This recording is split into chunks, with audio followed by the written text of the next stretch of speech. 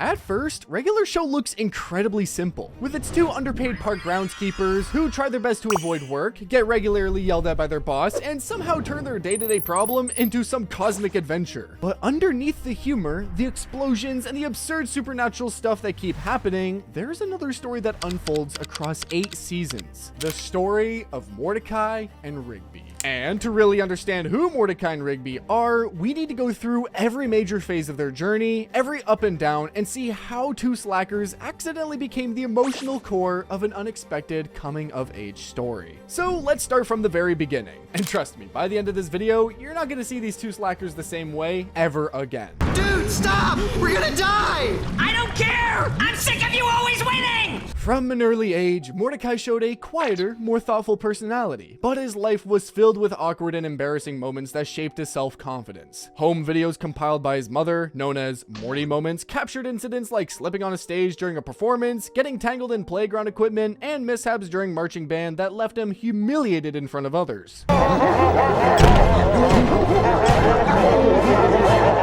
You remember that tape, Morty?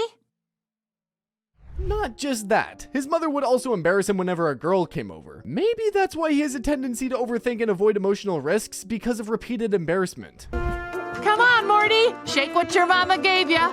Your butt, Morty. I'm talking about your butt. While Rigby experienced a very different upbringing. He became an older brother when Dawn was born. But rather than strengthening his confidence, this created a lasting sense of competition. His father frequently compared him to Dawn and treated the younger brother as more successful, belittling him in every single way possible. And this explains many of Rigby's later behaviors. His impulsiveness, defensiveness, and need to prove himself even when he lacks preparation. My dad, he was always like, your brother Don is so amazing. Just go back to being a screw-up, Rigby. I don't even understand half the reasons I do the things I do. Long before the park job, Mordecai and Rigby met when they were kids, and they became friends in kindergarten after Rigby made Mordecai laugh. Even though Mordecai often preferred spending time with Rigby's younger brother Don, Rigby's humor and willingness to break rules created a bond that would define both of their lives. We're here to help you finish your science project. Whoa, really? Sweet, dude, more help! Yeah, it's pretty important that you graduate.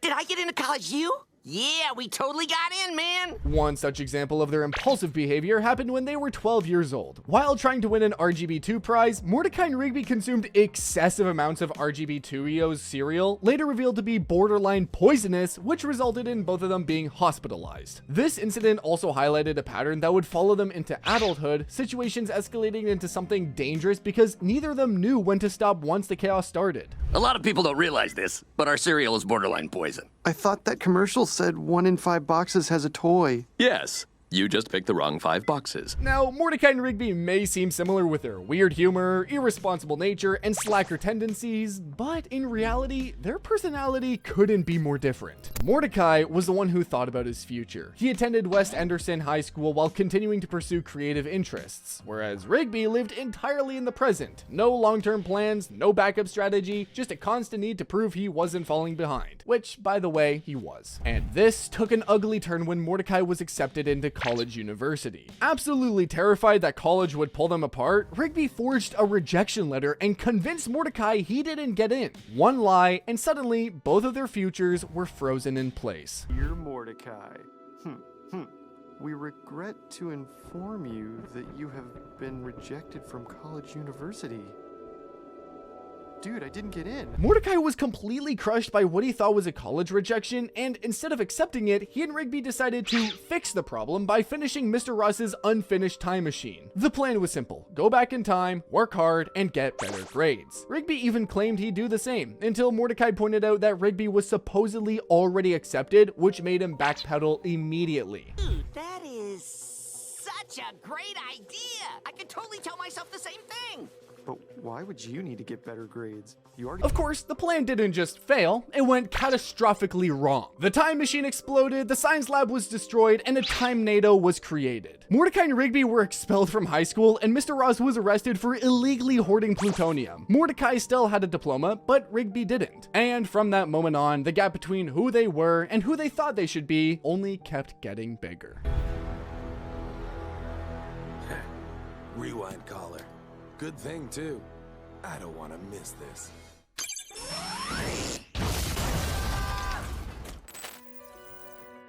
At 23 years old, Mordecai and Rigby were desperate to find a job, and after seeing a newspaper ad for a groundskeeping job that required 0 experience, they showed up at the park. In fact, even then, Rigby was too lazy to fill out an application, so Mordecai had to vouch for him. Once they met Pops, they were hired almost instantly. The job came with rooms in Pops' house, which meant free shelter, easy work, and a lifestyle that let them stay exactly the way they were. Irresponsible, immature, and comfortable avoiding adulthood. For the next 6 years, the park became the center of their lives. On paper, Mordecai was the more sensible one, while Rigby was impulsive and reckless, often dragging both of them into disasters just to avoid work. But honestly, the truth is, they enabled each other. Both of them feared change and preferred chaos over responsibility, and that's exactly what defined their slacker era. From day one, Mordecai and Rigby were not just mowing lawns or cleaning up trash. Nope, they were always getting caught up in something entirely different, which would then turn into something much bigger, only because neither of them wanted to do things the normal way. Take the very first episode, The Power. Instead of working, Mordecai and Rigby were beefing with a doll named Beef Burrito and accidentally bust a hole in the wall. And to fix it, they decided to hypnotize Benson with a magical keyboard and ask him to give them a raise. And for a brief moment, this plan actually works. But the second they start abusing the keyboard's power, everything escalates. Reality bends, the park goes into chaos, and before they even realize what's happening, Skips gets blasted all the way to the moon.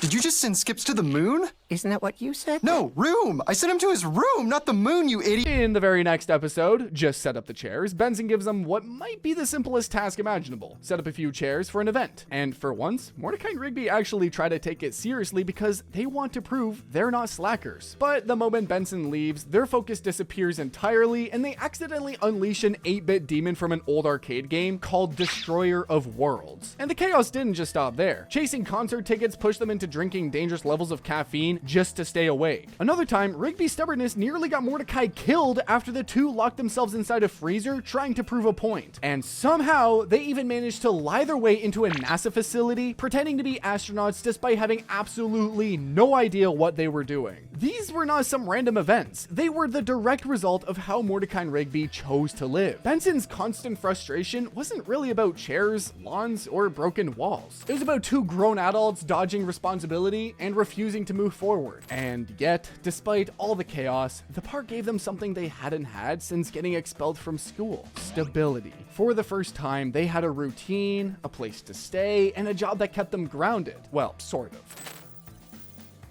If the park showed how irresponsible Mordecai and Rigby could be at work, Mordecai's love life showed how badly he handled emotions. Outside of work, Mordecai's life slowly started to shift when he began to visit a local coffee shop. That's where he meets Margaret, a waitress who quickly became the center of his emotional world. He spent months trying to build the courage to ask her out, constantly overthinking every single interaction. Meanwhile, Rigby over here developed a quieter connection with Eileen, Margaret's friend, even if he didn't realize it at first. A camping trip with Margaret and Eileen became one of the first turning points. Sitting on the car hood, stargazing with Margaret, Mordecai finally opened up about feeling uncertain about his future, showing that beneath all that chaotic life, he knew he was stuck in place. But because he was still a slacker at heart, even emotional moments turned awkward and absurd really fast. Like Mordecai accidentally sending an embarrassing voicemail of himself singing about his feelings to Margaret. No! Delete, delete, delete! Message sent.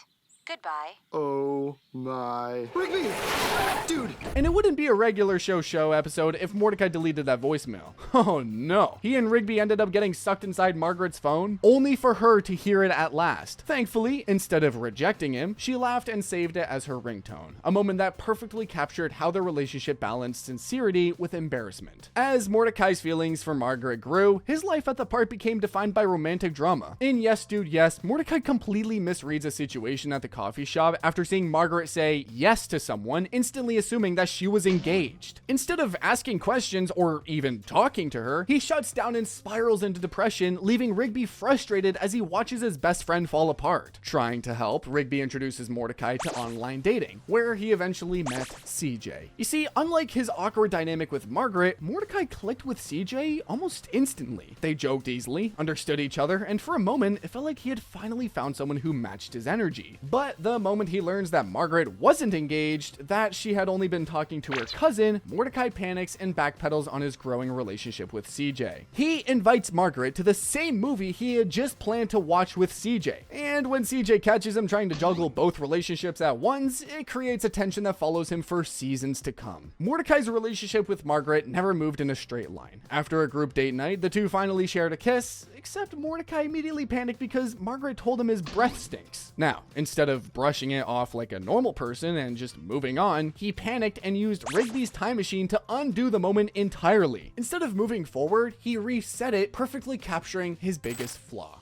overthinking. When Rigby and Muscleman dared him to either kiss Margaret or wear diapers for a week, he failed once again. But this time, surprisingly, he didn't mind the embarrassment, because at least Margaret had enjoyed their first real one-on-one date. This actually shows his sweeter side, that he cares more about a good experience than his pride. Things finally shifted into gear at the airport when Margaret was leaving for an out-of-state university. Just when their goodbyes were about to turn awkward, Margaret pulled Mordecai into a kiss, making him completely freeze. Let's be honest though, that was very satisfying to watch instead of this awkward, distant goodbye that they were gonna have. But that was not the end of Mordecai's anxiety around Margaret. When he was invited to her family's barbecue, Mordecai became obsessed with impressing her father, which somehow escalated into both of them jumping out of a helicopter, leaving Mordecai with nearly every bone broken. All of this led to what felt like a defining moment in Stake Me Amadeus, where Mordecai had planned to officially ask Margaret to be his girlfriend, but she revealed that she was going to her dream school and rejected him. This rejection hit harder than anything before it, and for weeks, Mordecai fell into a deep depression. He only recovered after spending time with Rigby and the rest of the park crew, one of the first moments showing how much he relied on his friends to pull him back when he lost direction. Mordecai showed some kind of character development and tried his best to move on from Margaret. On New Year's Eve, he met a girl named Tracy # and asked her to be the Parkside Lux Masquerade. And as his luck goes, he quickly learned that she had been using him to get back at her boyfriend. But it actually was not all that bad for him, because during the same party, still wearing a mask, Mordecai kissed someone else. And when the mask came off, it was CJ. And you might be surprised when I say that this wouldn't be the last time that Mordecai runs into CJ, because they met each other again weeks later at a dodgeball tournament and decided to start over as friends. Rigby, being the best friend he was, saw the connection between them and pushed Mordecai to give it a real shot. And even though he clearly wasn't over Margaret, Mordecai asked CJ out, and their first real date ended with a genuine kiss that felt more natural than anything he'd ever have before. For a while, things worked pretty well. Mordecai planned thoughtful gestures, including a charm bracelet representing their memories together. But he runs into yet another problem while trying to delete his account on Couple Coral. It was the dating site where he met CJ, but when he tried to delete it, Mordecai was harassed by matchmaker McIntyre, who tried to sabotage the relationship for pure profit. During an attack, Mordecai literally jumped in front of a rocket meant for CJ, nearly dying before being saved by the bracelet,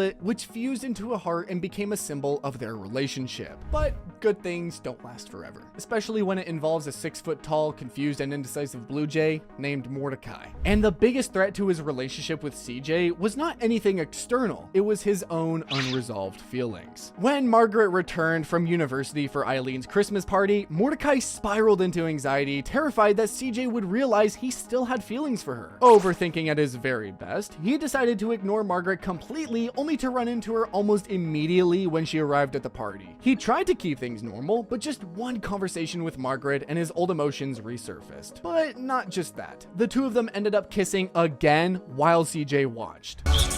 No! Oh my gosh. I didn't mean to do really that. wasn't. I mean, Mordecai? The fallout nearly destroyed everything, but Mordecai still tried for weeks to gain back CJ's forgiveness. And well, she did forgive him eventually, but honestly, the tension still remained, and the distrust kept on building up. At a celebration for Margaret's father's 1000th flight, CJ misunderstood a situation and unleashed a very destructive outburst that nearly killed Margaret's parents. She later tried to smooth things over by pretending that she was dating this guy named Dell, and CJ finally calmed down. In an attempt to fix things, she arranged a double date with Margaret and Dell, only for Margaret to confess that she still had feelings for Mordecai. It became crystal clear that no matter how hard he tried to move forward, Mordecai's past choices kept following him. Art over. Why don't you guys just get it right the first time?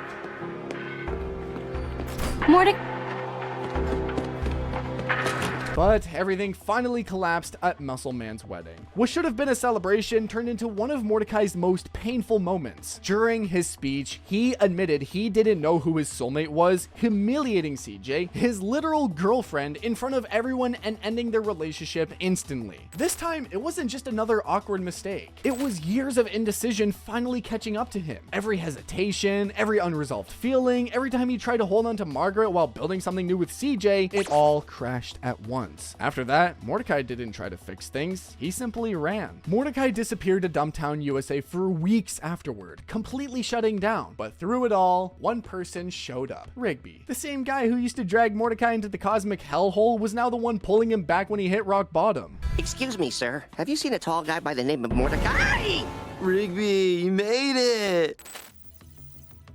And while Mordecai's story till now was driven by confusion and messy relationships, Rigby's life was quietly moving in a completely different direction. For most of the early seasons, Rigby looked like the irresponsible one, the guy causing problems, cutting corners, being lazy, and dragging Mordecai into chaos whenever work got boring. But Rigby had his own struggles, his own insecurities, and eventually his own growth. Growing up, Rigby constantly felt overshadowed by his younger brother Don. Don was seen as successful, responsible, and more put together, everything that Rigby just wasn't. When Don shows up at the park crew is automatically drawn towards him, making Rigby feel jealous. He acts defensive, competitive, and frustrated, not because he hates Don, but because he feels like he's been falling behind his entire life. But by the end of this episode, Rigby begins to let go of that resentment, accepting that his path doesn't have to look like anyone else's, not Don's, and not even Mordecai's. And it was clear with the way his relationship with Eileen developed, slow and naturally, unlike Mordecai's complicated dynamic with Margaret and CJ. It, of course, started with awkward group hangouts at the coffee shop, small conversations that felt easy instead of stressful. Episodes like Camping Can Be Cool show the early stages of their bond where Rigby begins to open up without even realizing it. By the time I Like You High rolled around, their connection felt grounded, almost the opposite of Mordecai's chaotic love life. In fact, after the disaster that was Muscle Man's wedding, Mordecai was shocked to learn that Rigby was dating Eileen for quite some time now. Rigby's growth almost became impossible to ignore in Dumptown, USA, where he was not just reacting to Mordecai's life, he was making difficult choices on his own. After Mordecai disappears following his breakup with CJ, Rigby learns that the only way to reach Dumptown, USA is to be dumped himself. And unlike Mordecai, whose relationships often fell apart because of indecision, Rigby is forced into a situation where he asks Eileen to fake dump him. It's not something he wants. In fact, it's the complete opposite. But because rescuing Mordecai matters more, Eileen reluctantly goes with a plan. She plays the breakup so convincingly that Rigby almost believes it's real, showing just how much he had come to value what they've built together. I've been wanting to try that new Ethiopian place for weeks now, and you won't? Whoa, okay, I think that's good. You know what? It's over! Get out! Consider yourself dumped! Mordecai often sabotaged relationships because he couldn't make decisions. Rigby temporarily sacrifices his own relationship because he does make one. After successfully reaching Dumptown and bringing Mordecai back, the episode ends with a classic Rigby moment. He complains about having to go to an Ethiopian restaurant instead of Wing Kingdom to make things right with Eileen, bringing the emotional story back into humor. Eileen, it's me. Am I still dumped? Ethiopian food. Rigby kind of made a complete turnaround from his reckless personality from earlier seasons, and one of the clearest examples of that shift happens when he begins doubting whether he's even smart enough to be dating Eileen. Season 1 Rigby would have laughed it off, but that insecurity pushes him to do something earlier versions of him would have never even considered. He secretly goes back to high school to finish what he left behind and finally earns his diploma. Doesn't know I didn't graduate from high school. If I'm ever gonna be the brilliant guy of her dreams, that's the least I can do. And this was not easy for Rigby, because he kept canceling plans with Eileen to sneak off to do his classes, leaving her confused and ultimately hurt. Eventually, she follows him and discovers the real truth, reacting with anger at first because she thinks he's been avoiding her. And when Rigby explains what he was up to, Eileen softens. Instead of laughing at him or dismissing his insecurity, she supported him, and Rigby promises that he'll keep working toward his diploma, not just to prove something to her, but because he finally wants to grow. It was a quiet but massive shift. Okay thing is just for school credit so I can graduate and get my diploma.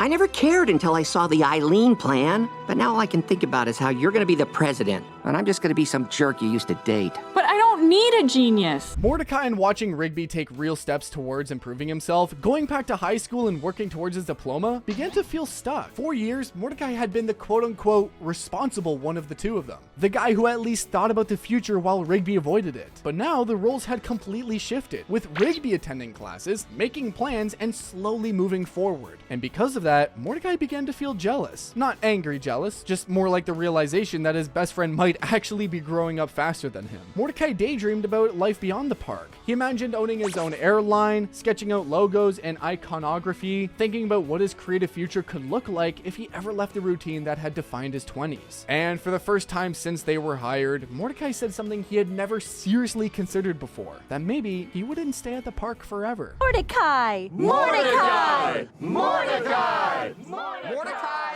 Mordecai! Hello? Just when Mordecai and Rigby were finally figuring out their life back on Earth, everything changed. As soon as Rigby earns his high school diploma in Rigby's graduation day special, the park crew are launched into space along with Eileen. Made your favorite dessert? Banana souffle. In one space day at a time, the two slackers who struggled to even do the easiest tasks were now living aboard the Space Tree Station as part of the Spark Initiative. And not just living, they were trying their best to go back to Earth, swapping their daily chores with training missions, alien threats, and cosmic responsibilities. Every one of these moments builds toward a regular epic final battle, where Pops confronts Anti-Pops in a cosmic clash that determines the fate of the universe. Mordecai and Rigby were not the ones throwing the final punch, but their presence reflects how far they had come. The same duo who once finally broke reality, unleashed literal demons just to avoid work, were now standing alongside their friends as the cycle finally ended. When the crew safely returns to Earth after 3 years in space, Mordecai and Rigby are forced to accept how much their lives have changed now. And for the first time since they were hired, they left the park and went separate ways. Mordecai went for the creative future he had been imagining for years. He built a career as an artist, opened his own studio, and channeled everything he learned, friendships and heartbreak, into his work. Years later, he met Steph at an art convention. They marry, start a family, and Mordecai becomes someone who finally feels comfortable with where his life is going. Rigby's future moves into a different direction, but one that feels just as complete. After the final battle in A Regular Epic Final Battle, he shared his first on-screen kiss with Eileen, a moment that confirms how far the relationship has come since those early coffee shop hangouts. In the years that follow, the two marry and build a happy life together, eventually raising 2 daughters. Decades later, at the park's 25th year reunion, Mordecai and Rigby met again. They were older, calmer, and living completely different lives, but their friendship felt exactly the same.